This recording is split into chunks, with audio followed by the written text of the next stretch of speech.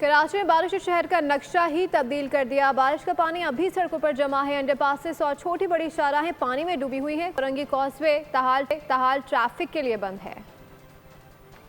शहर कायद में बादल खुलकर बरसे, बारिश रहमत मगर इंतजामिया ने जहमत बना दी। लियाकताबाद में सड़कों पर दरारें पड़ गईं। इंतजामिया की नाअहली, शहरी रुल गए। कराची में बारिश से मौसम खुशगवार हुआ, काले बादल बरसे तो खुनकी भी बढ़ गई, मगर इस रहमत को इंतजामिया की गफलत ने जहमत बना दिया। सड़कों पर पानी से शहरियों को घंटों ट्रैफिक जैम का सामना। घरों से निकलने वाले मजबूर शहरी इंतजामिया पर बरस पड़े। कहते हैं मालूम नहीं मंजिल पर कब पहुंचेंगे।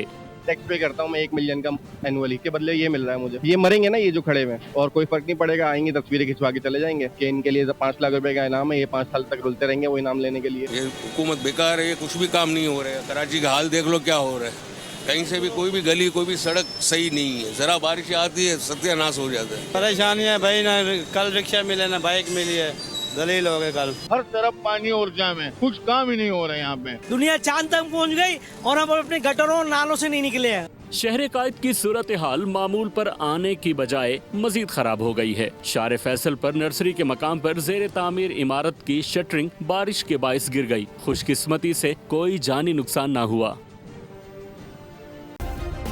सब्सक्राइब करें और बेल